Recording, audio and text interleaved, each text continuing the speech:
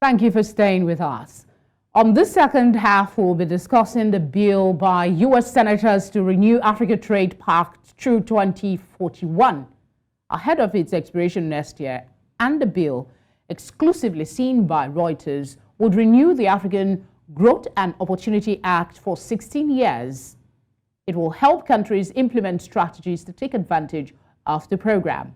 Under the bill, countries would be reviewed for eligibility every other year instead of annually, as under the current statute. But the U.S. president and certain congressional leaders could review countries' eligibility out of cycle anytime. If countries were found ineligible for the program, the president would have a menu of options for enforcement, ranging from full termination of benefits to taking no action. Current statute requires the president to terminate AGOA benefits if a country does not meet eligibility. To discuss this, I'm joined by Economist. He joins us from Harare, Rugare, Mukanganga. It's good to have you, Rugare, on one slot. Hello, good afternoon, good evening to you and your viewers. Let's start with an overview of what the AGOA is and its importance for Africa. Okay, I could define AGOA in two ways. One, from a technical way, to say that it's a bipartisan U.S. or American legal framework was developed by the Republican and Democratic Party in the mid-2000s. But you can also define it as a preferential trade agreement between the U.S. and specific African countries. I wouldn't say the whole continent, so you can't really say Africa. It gives duty-free access African countries to basically to export specific types of goods to America. So you're looking at maybe 6,000 goods that are classified as eligible under this legal framework, this trade agreement. And if you look at it from a simple perspective, it's value-added goods as opposed to the traditional maybe raw materials, raw commodities. At the moment, you're looking at about 35 African countries that are eligible to have this market access to the US, and 13 are ineligible at the moment. How has it impacted trade between the United States and Africa since its inception? Impact has been, well, it's difficult to assess. I would say there's some countries that have benefited and have gained from this market access, but you'd be cherry picking kind of examples. And you see this when you do this kind of research in the news and reports of countries that are African countries that have gained from this agreement. So, for example, you'll typically hear countries like Lesotho, Ethiopia, Mauritius, Madagascar, Kenya, and the typical examples are on the textile and apparel product exports. So, between maybe 2010 and 2020, in the last decade or so, the goods that some of these countries have been exporting to America have grown by maybe 50, 60%. So these are maybe the main examples of countries, African countries, that have benefited from this free trade agreement. Okay, there is it's on the table again for review. Are you aware of the specific changes or updates that's being proposed in this renewal process? Yes, some of them that have been mentioned include the extension and timeline. So the current agreement is set to expire towards the end of 2025. This is why there's a push right now within the States, the US, to renew this agreement, which expires next year. So it's likely to be extended to the year 2041. So that's the main change. Then, as you've alluded to, there will be a reduction in the review timeline. So at the moment, at presidential level mainly, every country in the agreement is reviewed in terms of eligibility. They review criteria such as rule of law, some governance issues that they also consider. We also look at the category that at the World Bank, they have classifications for income status per capita. So, for example, countries that are high income do not fit the framework or the scope of countries that would be eligible for access to duty-free exports to the US market. So they'll be considering doing this period review, but it will change from annually to every 2 years. under the new terms. Okay. Like most people who have very bare knowledge of what the AGOA is and its trend, I want to go back to one of the renewal that was mentioned. I read it in my opening statement. It said the president, countries would be reviewed for eligibility every other year instead of annually under the new proposal. But the US president and certain congressional leaders could review countries' eligibility out of cycle anytime. Someone would interpret this, maybe there will be some political consideration. If maybe this country is not playing ball, they will be yanked off. Could you, from your perspective, explain your understanding of it, and if this is a good thing, or, I mean, it's like dangling a carrot with so many strings? I think it's one-sided, and it's one of the main criticisms that have come out of these discussions and over the last 20 years or so. This leeway from the US side mainly to say if the countries that are currently eligible in Africa don't, for example, if you see in Uganda, for example, where the US disagrees with the country's position on LGBTQ issues, so they revoke access. Or recently in the Sahel region, where the AES states where there were coups recently in the last few years. Because of these kind of developments, the US just overnight can just revoke access to this preferential trade agreement, ignoring whether this agreement has been good or bad for the country, ignoring the impact it would have on individual businesses in the US or in the countries that will be impacted. So from an investment kind of viewpoint, it's quite risky. Even if you're looking at an extension to 2041, this uncertainty that overnight a country can have revoked access, where does that leave you? Maybe that's another 2, 3, maybe 5 years before you get access again. What happens to your fixed investments, like, I don't know, factories and things that you can't just pull out? It's not just money. Money goes into the country, it develops infrastructure.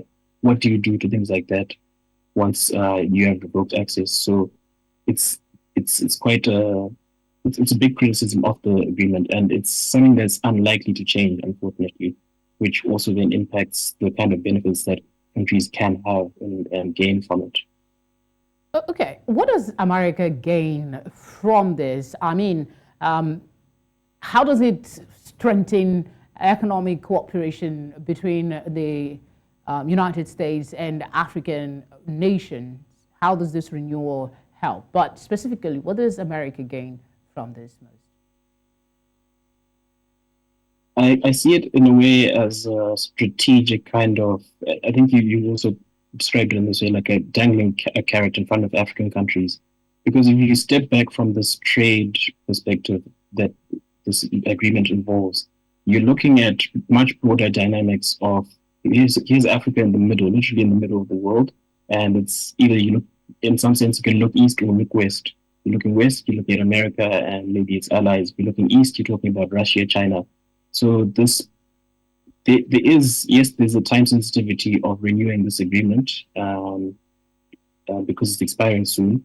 But there's also that broader context of having something to draw African countries away from China and, let's say, Russia in favor of the US.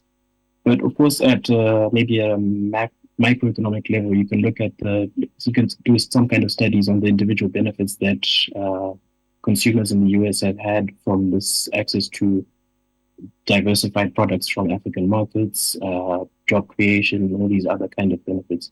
But broadly, I think it's maybe a political level strategic gain that the US could have, because the proportion of actual imports that the US Africa trade is quite small, and it's actually gone down over time, like between the time that AGOA started, between the 2000s to the pandemic times.